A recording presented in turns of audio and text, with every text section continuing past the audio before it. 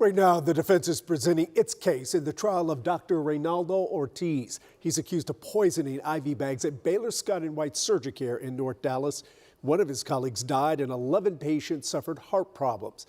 Sidney Percy has been in the courtroom every day. This is Dr. Ortiz's chance to testify in his own defense.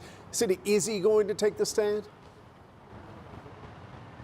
Chris, he is not. Defense attorneys for Ortiz and federal prosecutors just rested here probably in the last half hour or so, and Dr. Ortiz never took the stand. We'll get to what happens next here in a second, but I want to start by walking our viewers through really the highlights of court today. It is important to remember that Ortiz is charged only for 4 incidents with 4 separate patients, but the government has tied him to, not charged him for, but tied him to several other cases alleging that he poisoned the IV bags that were used in these patients' surgeries. So defense attorneys today, they called an expert witness, an anesthesiologist from out of town.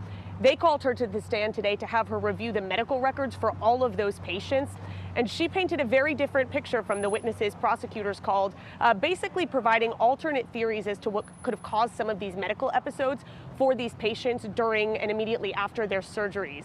She said she believes in many of these instances, doctors at Baylor Scott & White Surgicare North Dallas administered medication improperly to patients during surgery, or misdiagnosed or reacted improperly to mid-surgery complications. She also pointed out that a lot of these patients had pre-existing conditions or risk factors that could have caused some of these surgical complications.